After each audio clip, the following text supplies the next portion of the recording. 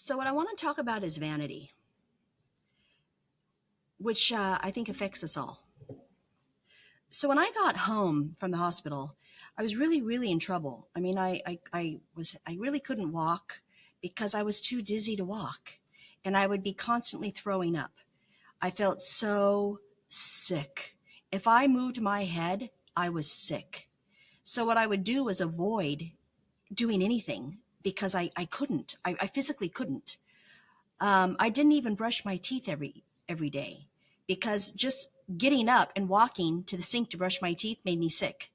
Putting a toothbrush in my mouth made me really sick. In fact, sometimes it still does. So I just wait a minute and calm down and then finish brushing my teeth.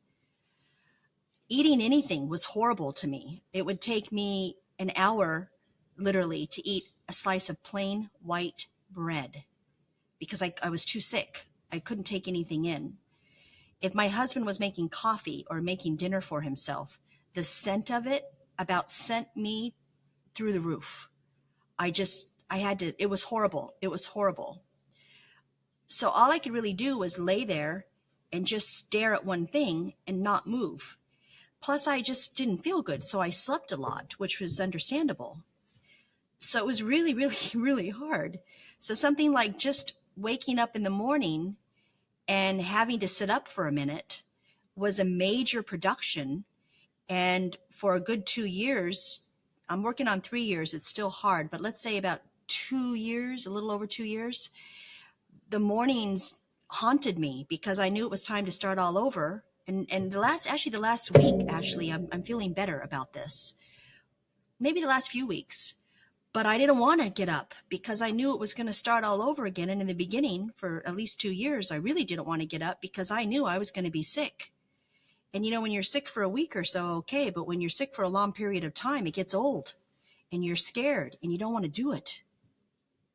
And, we say accept, accept, accept. And I believe in acceptance. I think it's very important. And I've had to do that, and I'll be talking a lot about it.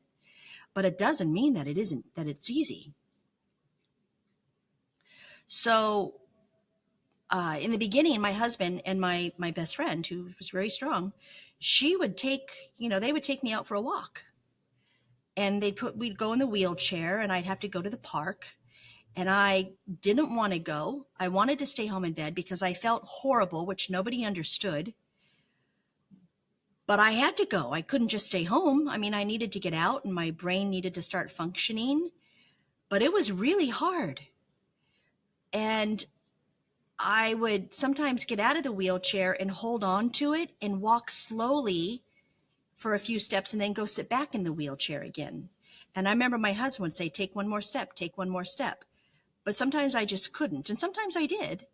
But I would have to sit back in that wheelchair again because I just wanted to go home. I remembered, okay, this is all great. I want to go home.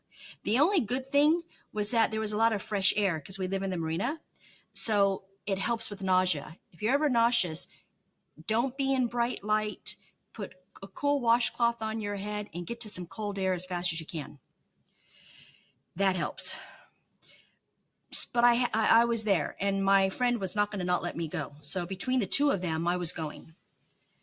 But this is what was interesting, and I again have more empathy now for people that have a disability than I ever did before, because I had one. I still do. I walk with my cane, and people see me and say, "Oh, it's okay. Go first. Go first. Let me get out of your way," or "I'm sorry." And it used to really bother me because I don't want to be an invalid. But now I've learned to be grateful that people have that much compassion, which was another lesson I had to learn because I don't want people to think that I'm an invalid, and I don't want to walk with a cane, and I don't want to be in a wheelchair, and I don't want to be sick.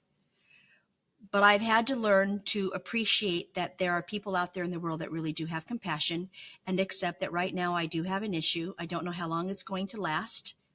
I'd like it to be over sooner than later. And it will be over someday. My prognosis is 90% back to where I was. I'll always suffer 10%, but I'll take it. I can't even believe I'm saying I'm happy I'll take it. But I am. I'm lucky I'm alive, and I'm happy to be alive.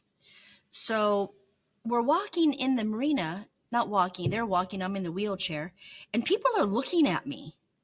And I'm not looking too hot. I'm completely white, not gray, let's say white. And you can see that I look sick. I had lost 35 pounds when I was dehydrated, so I was still very thin.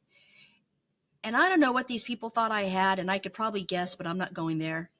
But I was embarrassed because people were looking at me, and I don't like people looking at me. And I do speaking engagements and things like that, but I actually used hypnosis just to get over being afraid to speak, which is one of the number one phobias, by the way, and I happen to do this myself.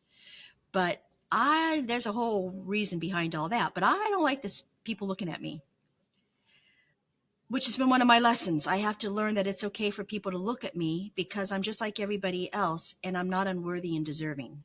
Even when I'm speaking in public, I'm not unworthy and deserving. I have a right to speak. There's a lesson, and I'll talk about that later. So these people are staring at me, and I'm just sitting there kind of hiding my face because I don't want anyone to see me. And then I have to get up and push the wheelchair for a few steps. So they're looking at me push a wheelchair with nobody in it. And I'm just thinking, how weird. And my husband and my friend are fine. It's like, to them, this is no big deal. They're trying to help me, and it's all okay. But it was my first lesson in vanity. I look horrifying. I have white hair. I look old, which is fine. There's nothing wrong with looking old. People don't, I was just reading about this, that people, Algerian psychology is that people don't like to get old because they start feeling that they don't have any self-worth. Or when they get wrinkles, they feel like they don't have any self-worth. They're not good enough. And when I read that, it really hit home because that's how you feel, even as an invalid. But it's not true. No matter what happens to you, you always have self-worth. And hey, the older we get, the wiser we become, right? So it was just one of my lessons. It doesn't matter what I look like. I am going to get better. It doesn't matter. Oh, here's a big one. It doesn't matter what they think. It matters what I think.